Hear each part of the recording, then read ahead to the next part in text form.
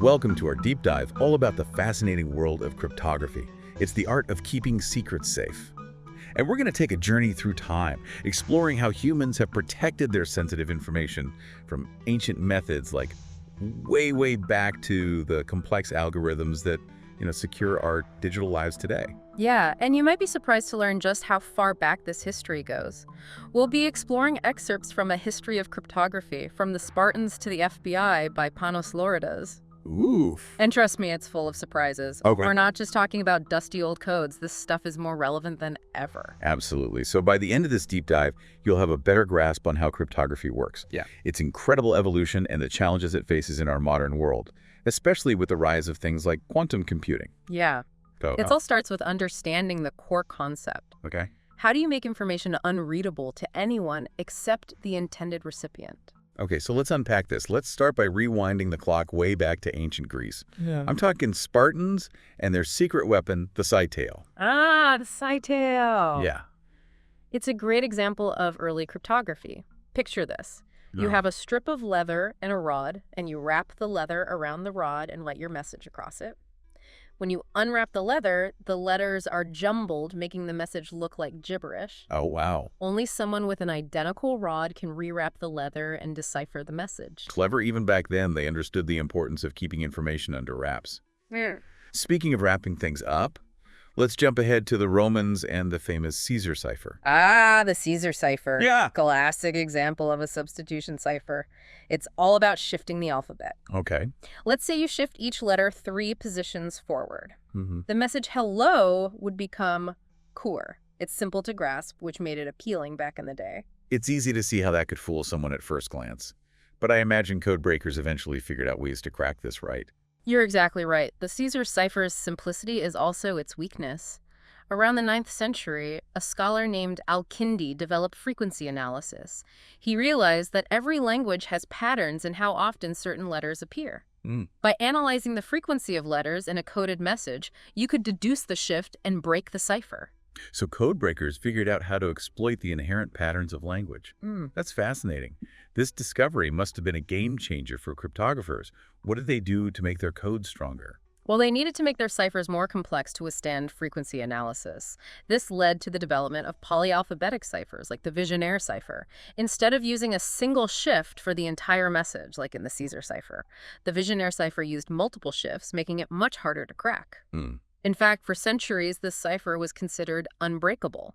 So instead of just one secret key, there were multiple keys at play, making the code exponentially harder to crack. That's incredible ingenuity. It really is. For a long time, polyalphabetic ciphers were the gold standard in cryptography. But as you can imagine, the story doesn't end there. Right. Cryptographers kept pushing the boundaries, driven by the constant need to stay ahead of those trying to break their codes. I'm sensing that things are about to take a big leap forward. Where does the story of cryptography go from here? Well, as we move into the 20th century, we encounter a true marvel of engineering and cryptography. The Enigma machine. Ah, the Enigma. I remember learning about this in history class. It was used by the Germans during World War II, right? Yes. Weren't there some incredible stories about how it was finally cracked? Absolutely.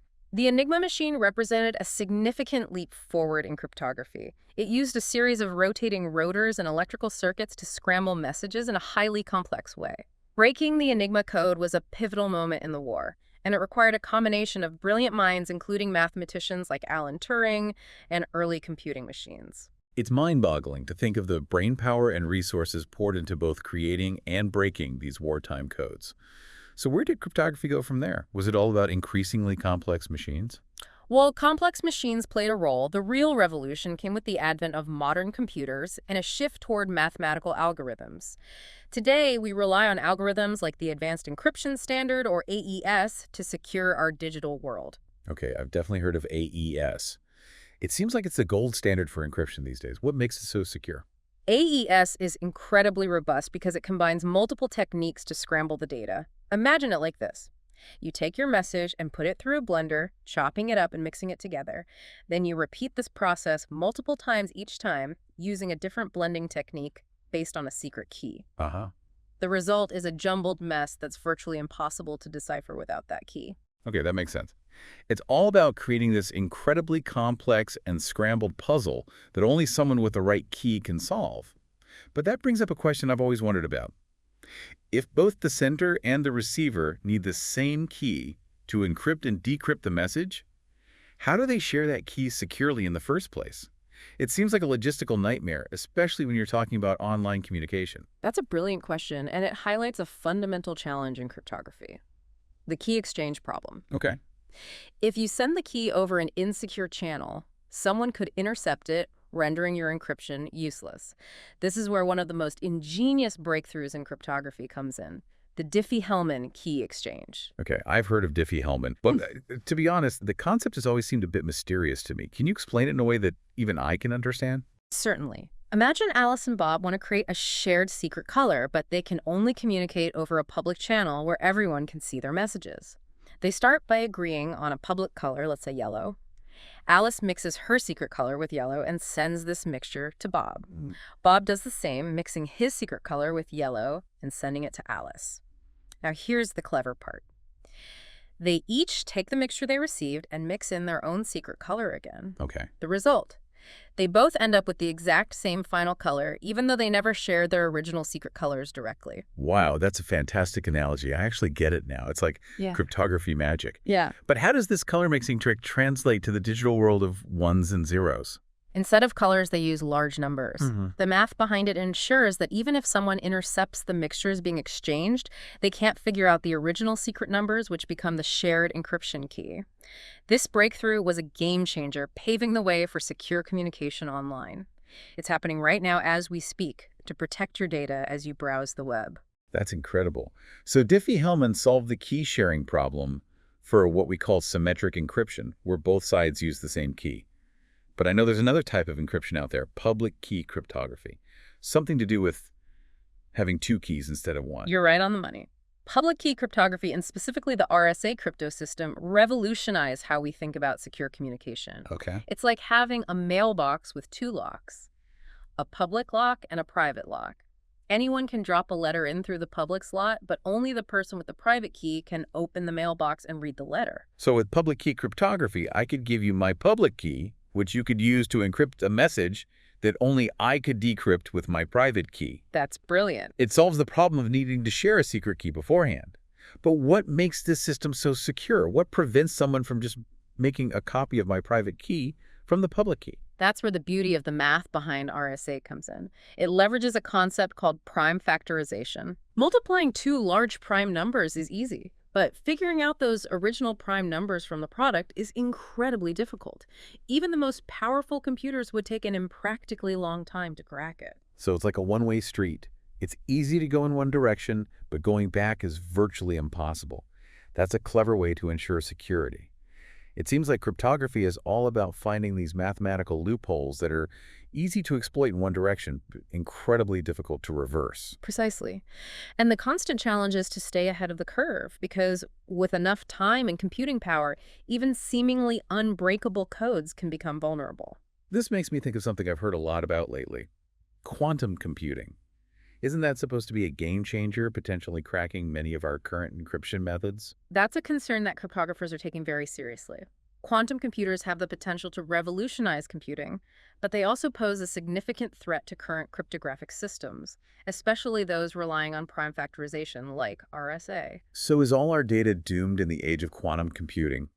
Should we be panicking? Not necessarily. The good news is that researchers are already hard at work developing what we call post-quantum cryptography, new encryption methods that are resistant to attacks from even the most powerful quantum computers.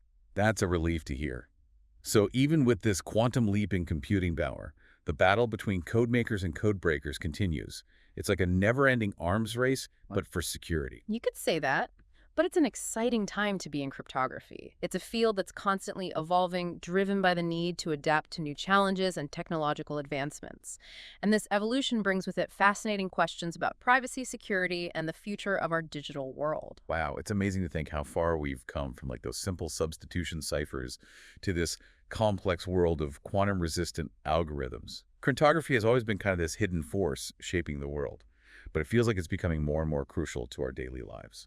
You hit the nail on the head. It's like the foundation of the internet, quietly working behind the scenes to protect our information.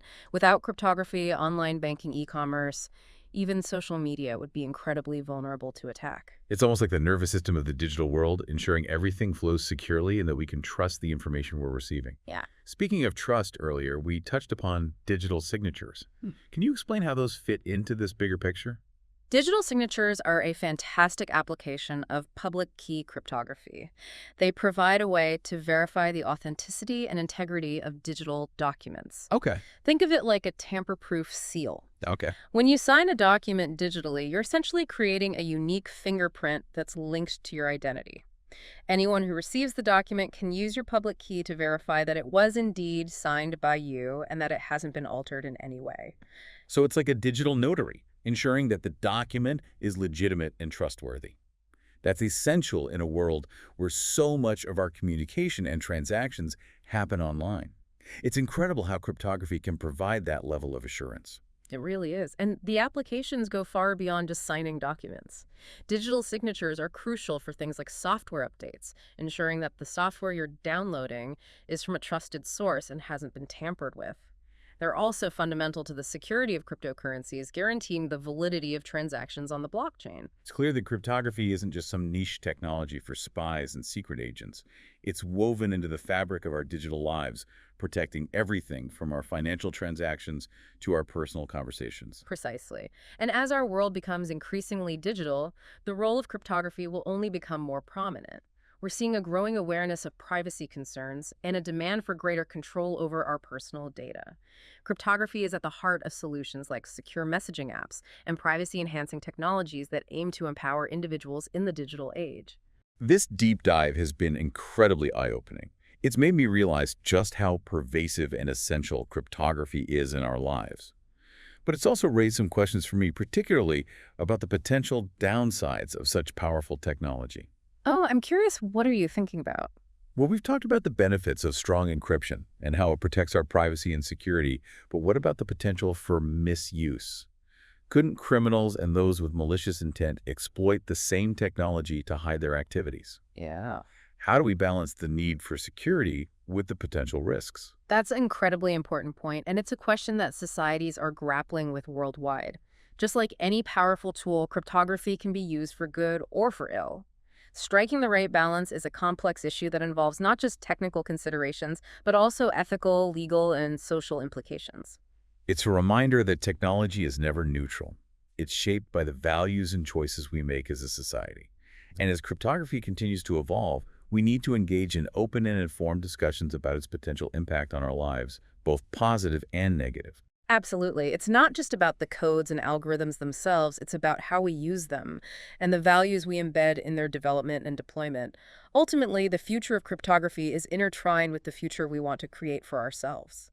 This deep dive has taken us on quite a journey, from ancient Spartan secrets to the mind-boggling world of quantum computing. It's clear that cryptography is more than just about keeping secrets safe. It's about building trust, ensuring privacy, and shaping the future of our digital world. And the journey is far from over. As technology continues to advance at a rapid pace, cryptography will undoubtedly play an even more critical role in our lives. It's an exciting and challenging field that requires constant innovation and a deep understanding of the complex interplay between mathematics, technology, and society. For our listeners out there, I hope this deep dive has sparked your curiosity about cryptography. It's a field that's worth exploring further. Who knows, maybe you'll even be inspired to contribute to the ongoing quest for secure communication in our ever-evolving digital landscape. That would be wonderful. After all, cryptography is not just about the technology itself, but about the brilliant minds who create and shape it. It's a testament to human ingenuity and our constant desire to find solutions to complex challenges, and that's a story that deserves to be told and shared.